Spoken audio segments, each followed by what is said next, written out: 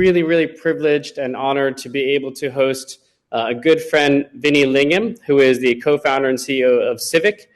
He's also a GP with Multicoin. Vinny has an incredible background as a serial entrepreneur, as an innovator, as an influencer, as a driver of many different kind of cutting-edge ideas, ranging all the way back to the early generation of internet.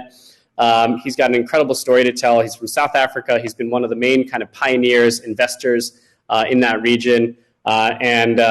I would say in the more recently, he's come out as a handshake crusader, which is, we're excited to have you in the community. We're excited to get all your support and experience and wisdom. And really, just want you to maybe say a few words, introduce yourself, tell a bit about your story, and we're gonna dive in about how you see Handshake. Great, thanks, John. Great to be here. Just excited about what Handshake is doing. And I explained this to Gian last time. I gave him some context. My second startup company was actually a ISPs in Europe, around the world, for website building software. So kind of like the Wixes of the world, but like if you're an ISP, you want to offer that service to your customers, built in into the platform. YOLO is the platform that a lot of them use. So we've got a whole bunch of customers there. So I spent the first I'd say the first 4 years in Silicon Valley building that company, and we had millions of users, and etc. So I got pretty deep into the domain name space, the hosting space. We were probably one of the first company to actually build a web hosting company on top of Amazon.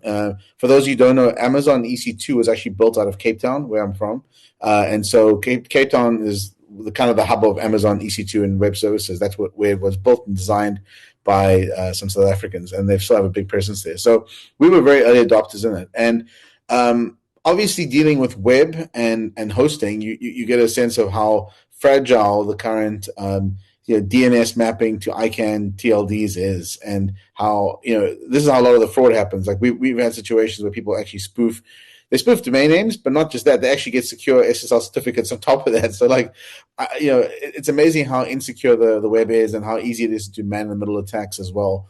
And so when blockchain came along, funny enough, years ago, I was a big Namecoin fan, because I felt that Namecoin could solve some of the problems with man-in-the-middle attacks, especially even just on Wi-Fi.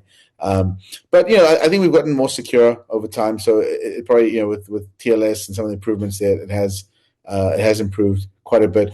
I haven't spent too much time in the names in the Handshake ecosystem. When I say I'm new, I kind of known about it for a while. But I haven't taken it too seriously up until maybe a month ago, and got more involved, chatted to Gian, some of the developers. I wanted to see what I can do more in the space. So technically, I'm not too au fait with what's happening in the ecosystem. But my first bit of advice to the team and people I spoke to was, hey, you got to make sure this goes through Cloudflare, and we have to get some of the gateways to resolve to Handshake domains. And so that's where I was coming from. And if we can do that, I think we can build some momentum. Just my brief cursory review of ENS versus Handshake. I think that Handshake is really more censorship resistant and more decentralized, at least at scale. Maybe not right now, but at least at scale. And that's why I was more attracted to Handshake than ENS personally. And obviously, there's lots of reasons, but yeah, that's just the starting point for why I'm kind of joining this ecosystem, and on a very steep learning curve, and trying to put time into it, which is precious right now in the current crypto markets. But I'm excited to be here, and thanks for having me. Awesome. Great to have you. So let's kind of dive in a little bit further. I mean, you talked about the censorship resistance and the ability to kind of go at scale. Obviously, like you said, Handshake's been around for a while, and you've kind of heard about it here and there. Just out of curiosity, I mean, it's not an easy question to answer, but if you knew about Handshake before, what was it that kind of finally got you to kind of move on it? What was that kind of? Yeah, so there were some security issues, I think, with Handshake in the early days, which I believe have been resolved. As I looked into it, I'm like, okay, this is resolved nicely. I think Namebase have done a pretty good job so far on. Is it Namebase? That's right. Yeah, Namebase. Okay. There's so many bases: Coinbase, Namebase, and in terms of what they've been doing, and looking at how the domains are allocated. I was a bit concerned initially with the allocation of some of the domains, and I think the developer community has been pretty, I'd say, reasonably practical on how these names go out there. I still think there's some issues around trademarks, etc., that we have to resolve and figure out how to make this more. It may be that. So okay, so let me start from where I'm coming from Civic, right? So Civic, we need to figure out a way to get Can you actually people. just say what Civic is? Just Oh, sorry. So Civic is a identity provider. We're the oldest company out there trying to build blockchain-based identity solutions in the self-sovereign kind of identity market. And so having a domain, effectively an identifier, allows us to do a lot of interesting things. So if you had Vinny dot whatever Lingham, for example, like that would be pretty powerful. Then if I use that domain, that's my identifier. I can do things anonymously, maybe, or using whatever the name is on the identifier. Or you can create a whole slew of subdomains for any high-level domain and give people anonymous identifiers, and it's them. So it's like the namespace is actually pretty important. We don't really have a globally unified namespace. Every single company has its own namespace. Twitter's got a namespace, Instagram, etc. So we don't have a global namespace. And so what I like about Handshake is that you could potentially create this global namespace. But the problem with a global namespace is adoption, right? So how do you have people like? There's a whole slew of companies that just aren't going to resolve to Handshake unless it's at scale. So we've got the scaling issue. How do you get to scale? And then the problems you're solving around censorship resistance is just not in the commercial world. They don't care about it as much because again, the big companies they have their own private namespace, so they don't really care about that. And when they censor something, they censor it. That's just the way it is. So how do you build censorship resistant products? I mean, look. I could ramble for a long time on all the different pros and cons but I think from an identity perspective, from Civic's perspective, we have to figure out a way to give people the ability to purchase and own their own sort of globally neutral namespace that they can use anywhere and make it portable. And so I'm not saying that Civics integrate Handshake anytime soon, but I'm personally keeping an eye on what is the namespace. I mean, you obviously see all the ETH people going, whatever, JSON.eth or whatever it is. Like you see that happening already in that namespace is, but that's a very much it's kind of an ETH namespace, I guess, ENS. And it's not neutral enough, I think, because in theory, right. any project can create a namespace on Handshake, I guess. Yeah, I want to kind of go a little bit more into identity because I think this is an area that we don't have a specific session on it, but given that you're an identity specialist, you kind of mentioned, the idea of having unique namespace for people. How do you see, the namespace being used as part of the identity stack? Can you help us to understand a little bit more about the identity stack? What's stopping, a decentralized identity? I mean, in the early days we had Uport and Civic, and there was a whole slew of kind of companies that were looking specifically at decentralizing identity and kind of enabling self-sovereign identity. But they haven't really broken through, en masse yet, right? Mm-hmm. It seems like we're still kind of in a space where Facebook, and different types of OAuth are really kind of ruling the land. What's it going to take for, a decentralized identity to take hold, and ideally a handshake-enabled decentralized identity to kind of...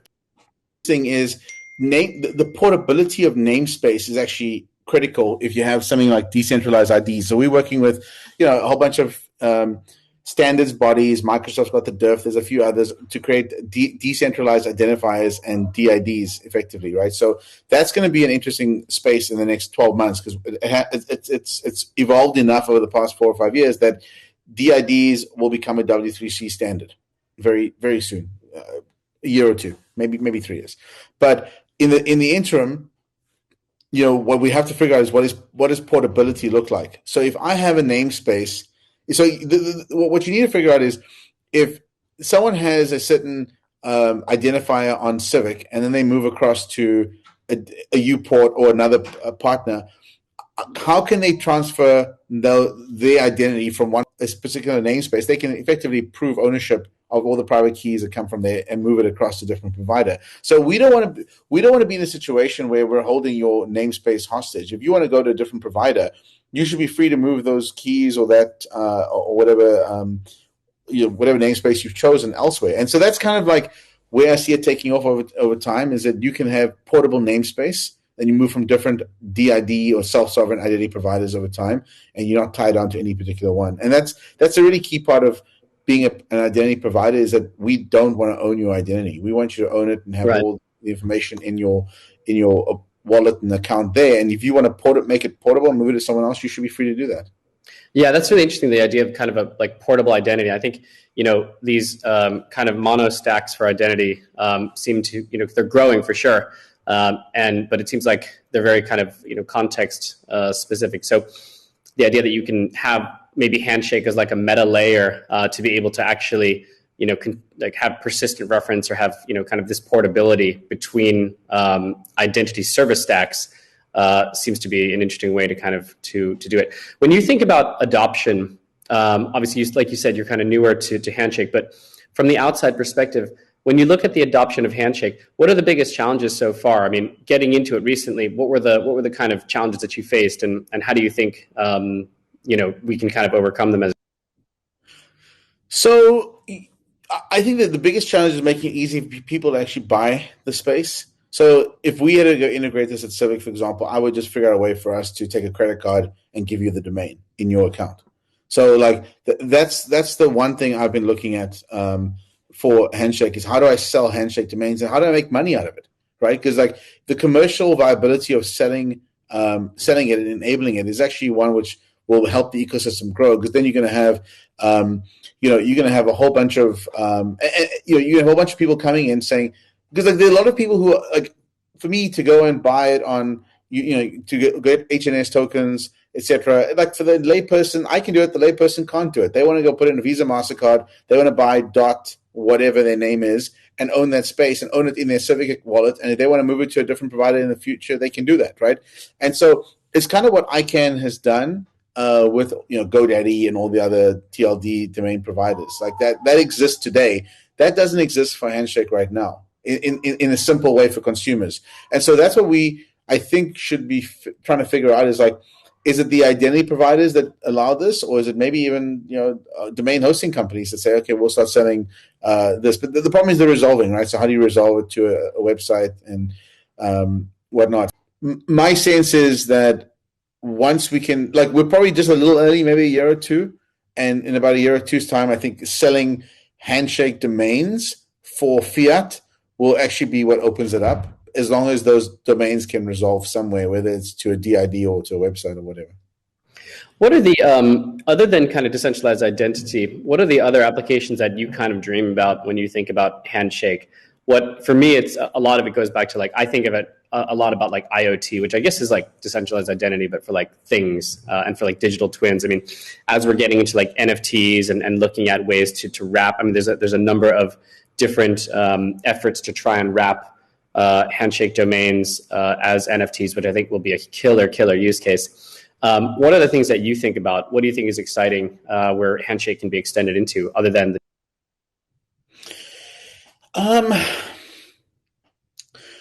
like, I guess it's a good question. I guess I struggle with giving you a good answer there, because a lot of like me, like I come from a very practical sort of perspective, and that's looking out forward, saying, assuming all this infrastructure is in place and people are using it as well, being like, what else can you do with it? I don't know. I think there's definitely an IoT play. Look, remember that this is probably going to start off being a consumer namespace so let's understand like the evolution of the internet and where how it's gotten to right now. Namespaces started off being essentially either governmental or educational, .edu, .gov. Like the namespace was for purely academic purposes. Companies were not using the internet back in the early days. It was literally universities and government, DARPA, etc. Right? And then obviously it expanded. Then you had .coms, and then the commercial internet came, and then you have a whole bunch of other TLDs that ICANN issued, which has made it very consumer-ish. Does it play out the same way? Yeah. I don't know. I think it may actually reverse. I think Handshake may go the opposite way, where it starts off just mass market consumer, where consumers use domains as their own namespace that they can use, and for all the different reasons we spoke about before. And I think that maybe then it goes from there to institutions, political activism, etc., where you're saying, I want uncensorable right to broadcast what I want to broadcast about my views. And so I think it starts more on consumers because I don't see companies using the HNS namespace right now, because they don't need to. But like, what problem are we trying to solve? We're trying to solve the problem, and this is an industry issue, like blockchain decentralization. Is how do you prevent gatekeepers from silencing people, like we've seen on, whether it's Twitter and Trump and whatever, and Parler, it doesn't matter. Like, how do you prevent a situation where one person can say, no, you don't have a voice, or no, we're not going to surface your information? And I think that's where the uprising for decentralization is really coming from. It's like, look, I'm not saying I agree with everything people who have been censored say, but they have the right to say it. And that's the more important part. Like, I think free speech is a very important part of, the world. And we're not seeing that right now. We're seeing a lot of censorship, and censorship resistance is part of, again, the movement, I guess. Yeah, for sure. Let's kind of switch gears a little bit into the investment side. I mean, you're an active investor. You're a GP of Multicoin. I mean, you've been investing in this space longer than many people have been in this space. Tell me about your kind of investment views on Handshake. How does one think about getting involved in this space? Does one buy domains? Does one kind of like hodl Handshake, or what do you think are the kind of different opportunities? What's exciting to you? Yeah, so I mean, I bought some HNS tokens and I've added to my portfolio, and they've done well. And I'm just gonna hold it. Maybe add some more to it, and as I balance out the portfolio. The domain stuff, like, I'm not really from the domain world. They got like guys like Andrew and a few others who just they know how to build the portfolios and stuff, which is great. Me personally, I think like just buying HNS is probably good exposure to the ecosystem and buying and holding. So that's my play in decentralized sort of namespace and domains. I think just buy and hold the HNS, and I've actually used it to buy 1 or 2 domains. It was great, like nice, simple experience. But no one else outbid me, so I got it cheap. I think it was like 500 HNS or something like that. And I'll buy some stuff which I think is interesting that I may want to use. I'm not going to try and speculate on domains within the Handshake. Although I have seen some domain names which are ridiculously priced, and like, guys, like, this is nuts. No one's going to pay $5 million for some of these namespaces that have high bids. But I think just buying the coin and holding it is probably one way of just supporting the ecosystem. No, I think that's a really good point. I think that what's interesting about Handshake is that kind of, as Chango brought up before, the real estate aspect of it and the scarcity aspect, which I think is driving a lot of the kind of engagement with the space. Obviously, in crypto, price is kind of equivalent to signal. The kind of trading of it is the greatest marketing tool that most coins have, beyond the actual fundamentals. And every time someone kind of hits a record price, or every time someone kind of knocks out a good secondary price on a Handshake domain, it just serves as an additional signal, and I'm excited for that. Kind of thinking a bit further, I mean, where do you think you would like to be in the Handshake community? I mean, you're buying a few domains here and there. You're kind of holding some Handshake. What are the areas that you think you can kind of push and add value to, as a community leader, as like, a Bitcoin kind of OG, and where do you think you want to spend your time to grow? Yeah, so I'm working closely with identity.com, which is the sort of decentralized identity sort of foundation that we set up at Civic. And so trying to figure out what we can do there with Handshake, maybe sponsor some developers to help build into that ecosystem, bridge across. Again, I've only been involved, like I'd say, looking into the past 30 days, so it's still early, but not against finding developers who want to just focus on Handshake and figure out how to tie in Handshake to identity and make it a namespace for DIDs in some way, and make it highly portable, and just sponsor and give grants to developers who want to build on top of that. So that's kind of the way I want to play in, from a purely, that's more of like altruistic perspective in terms of how do we decentralize identity better globally, which has kind of been my goal with Civic for many, many years. So that's the one way. And yeah, I think that for me, like, I like to do things more practical, like arbitraging domain names is just not my business, and not something which I and actually, but to that point, I think in the ecosystem, it is important that we have different layers of people who have different functions in the ecosystem. So you want to have a layer of investors like myself who will go and buy and just hold it and just not sell and just like, I'm not selling this for many years. I don't care what happens to the price. I'm not, price sensitive, and I'm not looking for a 5x or 10x. I'm just going to hold it long term and see what happens. So kind of like the Bitcoin OG sort of hodler mentality, and you need some of that. And maybe it goes up 1,000x, you go and sell half of it or something. But like, from where it is right now, there's no reason to sell any HNS, just buy it up. Then you need people who are going to buy the domains and put them to sort of economic use by saying, on a portfolio-based approach, going to speculate, going to domain squat, whatever it is, like trademarks and stuff aside. I think there's a lot of value in people buying generic handshake namespaces and holding it and seeing who's willing to pay for that. I'm actually a big fan of people buying and holding domain names for people who have better economic value for it. I mean, I've bought all the domains, even Civic. I bought the .com. Can't say for how much, but we paid a lot of money for Civic.com, and I'm really glad that I could pay that money for it, because that means some other kid didn't have a crappy website on it that they were using to put Honda Civics on or something, Honda Civic fan site. Like, I think speculation on domain space and namespace is very important for just a healthy liquid ecosystem. So you have investors, you have speculators, and then you have the builders who build services on top of it, which is the next layer up. They can only really do that if they know that the investor layer is actually pretty solid and growing, and people are holding the tokens and get some value. So I think it's important that we look at it as people in the ecosystem all have different roles to play, but they each kind of strengthen upon each other. Yeah, no, I think those are really important points. Kind of going on that point of strengthening each other. I mean, and thinking about the community. Obviously, you're kind of from the early days of Bitcoin. You've seen the rise of not only Bitcoin but all of kind of blockchain and crypto. What do you think is important in order to kind of grow the Handshake community? Are there any types of dynamics that you witnessed in the first kind of go around of Bitcoin and other crypto that you see in this community, or things that you think are important to stay true to? Because this is in my mind, I mean, we've invested in 160, 170 companies starting from 2000 I've been investing since 2014. I even invested in MadeSafe, which is kind of one of the earliest decentralized. Remember that one? Yeah. I think that was third ICO ever. That was David Johnson's, right? Yeah, David Johnson. That was a cool project. And that was the first kind of project that really got me into decentralized internet, beyond Bitcoin. But a lot of these communities that have kind of grown, on altcoins and different types, even Ethereum, they've been, in many ways centrally driven by, kind of a foundation. What do you think is important for the Handshake community? I mean, what do you think is important from your perspective?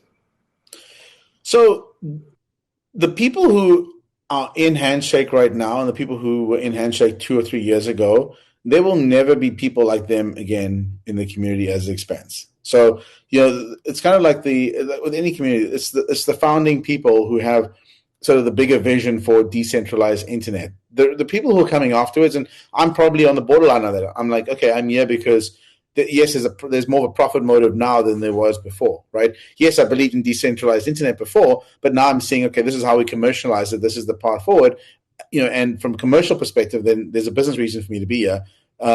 Would I be here just for the technical side? Well, I wasn't here 2 years ago, so clearly not, right? I think it's important, but I just don't think I didn't have the level of passion of everyone else who's been contributing to the ecosystem for years, and that's to be applauded, right? That's important. You have to have these loyalists, people who believe in the cause at the early stage. But then you also have to appreciate that the people who are coming afterwards are going to have a profit motive, and they're going to want to make sure this gets commercialized in some way. Because if it doesn't get commercialized, it doesn't get to scale. And if it doesn't get to scale, all the efforts of the people in the first few years is going to go to somewhere. It'll be fringe, right? And fringe is nice if you're into fringe, but if you really want to see your sort of contribution scale to globally solve problems, you have to appreciate that the people who come with the commercial motive, their needs are different, and what makes them happy is going to be very different to your motivations for being in the beginning. But equally, this, the fact that I'm saying, well, I'm happy to pay Handshake developers and contribute to the ecosystem with cash, means that there's a give and take, right? So you want people who are saying, look, thanks for doing all the work, but now how do we take it to the next level? And here's some capital because we think that we can actually multiply that capital over time. And I think for the ecosystem to be successful, you have to be accepting that all participants, regardless of when they join, will have different motives for being there, and those motives are all valid. I mean, you can't have a situation where you say, we don't want the commercial minded people coming here because they're going to ruin the ecosystem because now they want to sell handshake domains for fiat. Oh my God, like that's insane. Guys, be practical, right? If you want this to go globally, you need to be able to sell domains for fiat so average people don't have to go and buy, handshake tokens on some DEX or wherever they want to buy it and or set up a name-based account or whatever. Like it's a lot of friction. So you want to have the people with profit motives coming because at the end it's going to enhance the ecosystem. Yep. Yeah, I agree with that. I think the making handshake easier should be a mantra for everybody in the community. I still find it very hard to even explain to people that handshake is amazing, but you can't really use it on all browsers yet, and you kind of have to switch up the resolver, and when you do that, then you can kind of see this magical world that's growing. But realistically, people don't want to hear that. They just want to be able to websites that can kind of do this. But even kind of going through them is a bit hard. So I think we're getting there. We're getting to a point where it's a little bit, inch by inch, it's a little bit easier. I think now we can actually see if there's any questions from the community for Vinny, asking about anything from his experience with Civic or anything from his, how he's looking at the handshake ecosystem. There was one comment before. There is one other thing I would say is, from my experience of buying domain names and waiting 7 days, whatever it was, to get the domain, that's also a problem for consumers, right? Consumers don't want to come in, they want to set up a website, they want to start using it. They go, now I'm going to wait. And even for a identity provider telling someone they have to wait. So we may have to go to, some sort of second layer domain name, whatever, something Vinny.civic maybe as a namespace, which is okay, I guess. It's not, it doesn't give people their own namespace, but I get why the auction method's there. It may not be the most practical method for how handshake domains are quickly distributed to people, because that's the protocol. I know. There's one I'm not sure it can be changed or whatnot, but yeah. Sorry, we got one question from Joe. Why should I add a massive bag of CVC? Sell me. I don't discuss CVC. There you go. That's your My answer. name's not John McAfee, guys. And then a second question is, did anyone catch the logic on why a long-term TLD squatter would be good for the community? Can you cover that again? Why, you mentioned Civic, I guess. That's not really a squatter, I guess, but I think you mentioned, if I got that right, it was something about having people who can make better use of a domain actually get the domain, rather than people that are just kind of using it for undervalued use cases. Is that the logic? So here's the thing. Okay, I like, from a purely capitalist perspective, right? Someone who finds a domain early and squats on it. Okay, you could argue, well, they're just opportunists, right? But they also prevent people who have lower economic use for a domain to use it. So let's say I go and buy, some great domain for whatever domains, right? And I go and spend 500 HNS or 5,000 HNS for it, and then GoDaddy comes along and they go in and go pay $1 million or $2 million or $5 million for it. Okay, some huge number. Yeah, you go, Vinny, you just squatted a domain, you made yourself $1 million or $5 million. But I'm like, well, the fact that I sold it to the biggest domainer in the world means they're going to now commercially have to get a return on that money. So they've obviously got a plan to, create economic value. Now, if I price it too high at 100 million, no one's going to buy it. So I'm going to lose out. So what you find in the domain space is that there's a clearing price that makes sense for the person squatting and holding the domain, and someone with the highest economic value for that domain using it. Now, it doesn't apply evenly, or uniformly anyway, but it does apply in the sense that there's enough of it that it actually, some of the best domains I've bought have been from squatters where I've had to pay 5 or 6 figures for the domain, but I can derive millions of dollars worth of value out of those domains. So I'm happy that they held it for me, in a sense, right? Right. It's kind of like a reverse view. Like, if someone held the domain name for me that I knew I could monetize 10x what I'm paying them, I'd buy it. Yeah, yeah. In a way, it's kind of creating a slightly more liquid market and more true price discovery for the value Absolutely. of the domain. Absolutely. It's actually decentralized price discovery when you think about it, right? Right. Because some of them are going to make money. And the ones that are really smart are going to make more because they understand what the economic value of certain domains are. And like this is something you can never centralize. You can never centralize like here's a database and let's go apply capital and let's scoop up all the domains. This is why you have so many domainers out there, and they all play in a different area which they understand and appreciate. And they know which domains have got value and which ones don't. Yeah. And I'm not a domainer. I don't squat. I'm a buyer, but I like buying. I love going to a domain for a website or an idea or a company that I want to go and put on that domain and go. I don't mind paying 10, 100,000. I've paid a couple $100,000 for a domain already, and I've actually my highest domain prices I've paid $1.5 million for. Yep, because it's great economic value. Awesome. Well, I think we're out of time. Any last words for the community, Vinny? Like the money will come, and just focus on where we are right now and just appreciate this is very, very early. It's going to be a couple of years worth of just hard work and getting adoption, but there is a huge need for what's happening here. And Handshake's basically like, between Handshake and ENS, one or two or both will win in the end. I don't see another protocol coming along at this stage and overtaking it unless it's just really, really good.